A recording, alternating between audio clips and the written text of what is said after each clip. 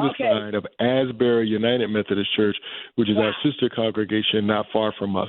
But they did many acts of vandalism, and we decided that for our sake and for the sake of all, that we would not let it stand. And what I find amazing, Daryl, go ahead. And Reverend, it seems as though, what the judge, and because, some people will look at this and say, millions of dollars for ripping down a banner. Are you kidding me?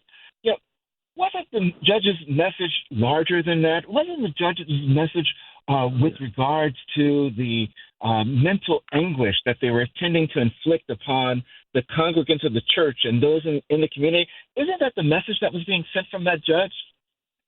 Oh, very, very clearly, Brother Daryl. Judge Kravitz's decision, we must pause and give him respect for the clarity of the writing in his decision, its profundity, its connection with history. Because he knows the context of history and because he has learned the lessons of history, he knows that this is political violence. They passed by numerous churches. There are many churches, but it is clear from the sign outside of our church and the name of our church that we are a church founded by Black people in the Black tradition. We were singled out, and this act of violence was meant to make of us people who would sit and be quiet and be pliant in the very face of their fomenting an insurrection and trying to steal away the presidency from one who had rightly earned it. And so he understands that this is as political as a noose being hung in the sight of people. It is as political as a swastika being painted. It is a clear sign. It is of a peace with a burning cross. And anyone who says that it is just tearing down a sign is someone with whom you cannot have a true conversation because they are being intellectually dishonest, and that level of intellectual dishonesty also aids and abets white supremacist violence. We must say that clearly, and we must say it loudly. Oof, oof. And what I, found, what I still find amazing is that, as we talked about, they passed all these other churches. They attacked your church and another church. Your church decided to sue. You were blessed that you had, the wisdom of a Cornell Brooks and the wisdom of a Kristen Clark, who, succeeded me at the Lawyers Committee for Civil Rights under law. And you had the beauty of the, law firm of Paul Weiss standing up for justice in the pro bono tradition that lawyers need. But what amazes me is that when you engage in these actions, it's not without risk. It's not like these people sit back. They weren't just defiant of your order. I've seen some of the post-trademark awarding postings that they've done on social media, and they're not pretty. They're vicious. They're racist to the core. They're defiant still. What has that, how has it been for you in the church for this difficult 5-year battle? It wasn't a cakewalk. You didn't just file papers to court. Not at all. And I will be the first to admit, Sister Barbara, and I thank you for the question, that it is not without emotional cost. Yes. It is not without the cost of resources.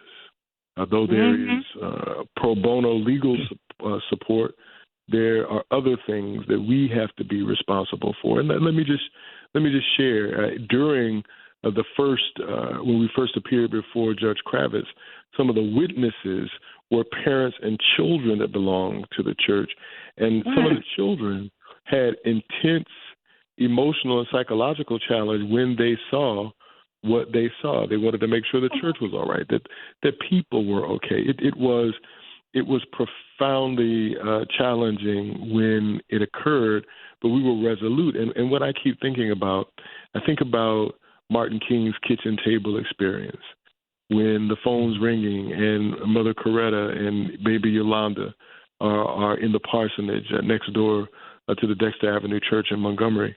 And he's getting calls, nigga leave, threatening his life. He sits down with a cup of coffee and he hears the voice of God telling him to fight. And because one of the first things I did as a child when my mother brought home a surplus textbook called Eyewitness, the Negro in American History, I began to read that book. I ate that book like it was something good to eat. And because in my mind, in my bones, are the stories of our mothers and our fathers who had difficult moments and decided to fight on. And so King, when he spoke about it, he talked about that hymn. He promised never to leave me alone. No, never alone. And so we are not alone. The ancestors are with us, and the living spirits of the unborn are demanding that we in our day run the race that has been given to us to run, because geopolitically, and again, I have to keep mentioning, Gerald Horne reminds us in all of his wonderful work that if we do not internationalize our struggle, if we keep thinking this is just something going on in America, we will lose. This is going on in Germany. This is going on in Gaza. This is happening in South Africa.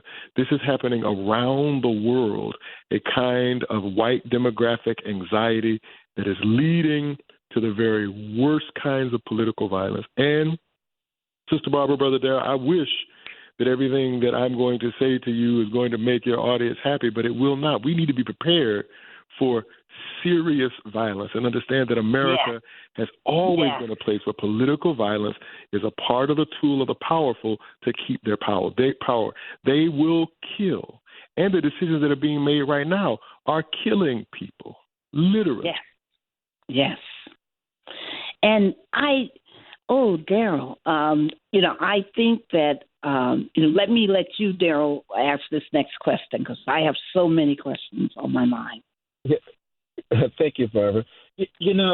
Reverend, one of the things that has sort of stood out to me has been the defiance, not the defiance of us standing up and defying the attacks, but the defiance on the other side, those that are lobbing these bombs of racial hatred at us.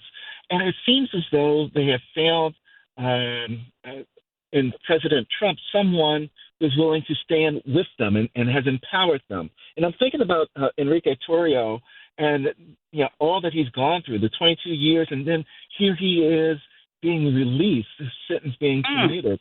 And there he is now, right, still feeling empowered to continue with the racial hatred that he was doing prior to his incarceration. So I'm wondering, people have always asked the question, where is the black church? Where is they seem to be absent in the moment. But here is Metropolitan New Metropolitan is my cousin's church in Baltimore.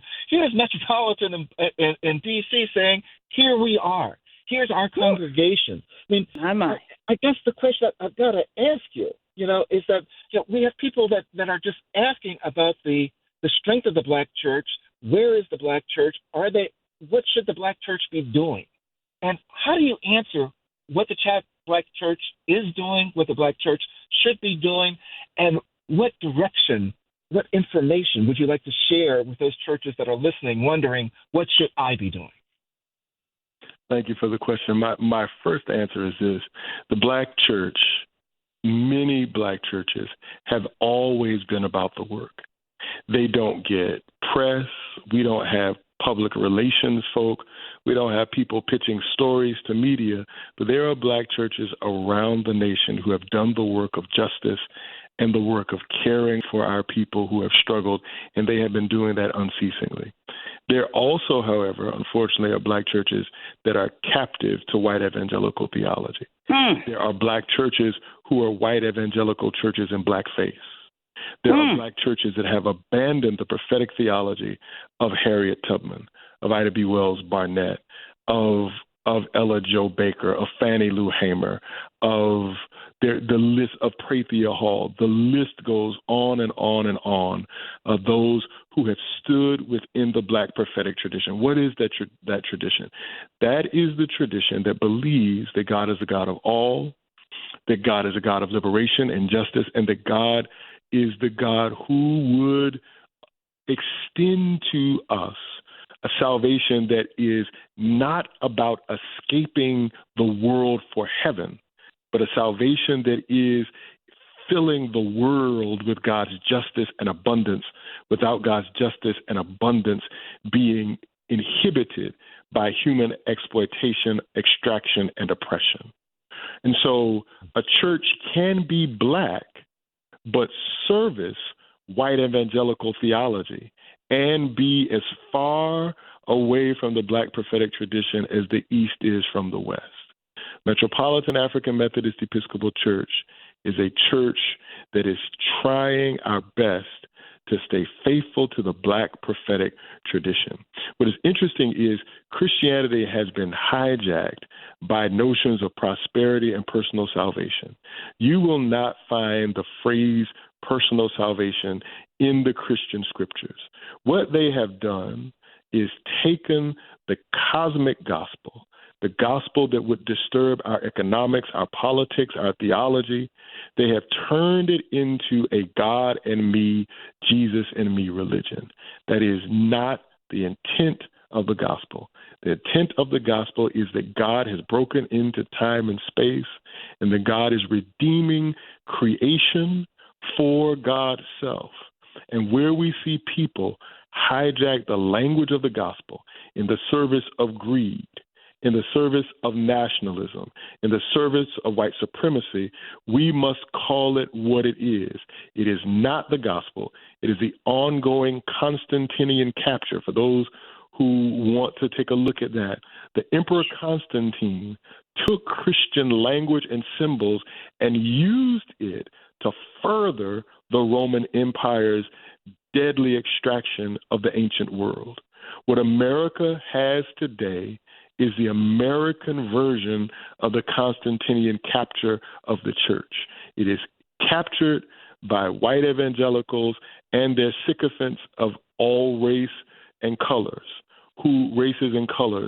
who do not believe in the justice of the God of all people, the God of all creation. So that's not a story that you hear. It is easier to amplify the rage machine on the far right and Christian nationalism than it is to discuss the nuances of history and the understanding that what we're seeing unfold before us, the kind of violence we see, is not possible without religious sanction.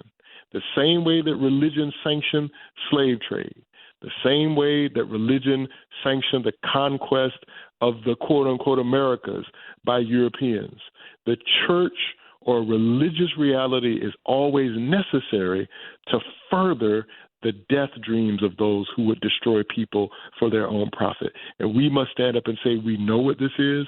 We've seen it before. Our mothers and fathers were not quiet. We will not be quiet. Our children will not be quiet. Love it. Just love it. We got to have you back on our show, because we got to talk about this, about the Christian doctrine. We got to talk about the doctrine of discovery, right? That whole paper. Oh, Lord. Let's talk. Let's have you back, and let's talk about how that's infected this nation and infected this world. We got to have that discussion. I mean, there's so much here, but I want to let people know trademarks. You know, when we say that you've acquired the trademark, the Proud Boy trademark, a lot of folks hear that and they don't quite understand it. You know, TJC, Transformative Justice Coalition, we are constantly trademarking various items. And we're in the process right now of finishing a trademark for a campaign that we did last year. And it's very important because there's no other way to protect what's yours and make sure that nobody uses it in a distorted way. But now that you have the Proud Boys trademark, where you own that intellectual capital, that artistic work, what has the church decided to do with that trademark? Sister Barbara, thank you for allowing me to amplify this. Those who are listening, you can go to metropolitaname.org. At the top of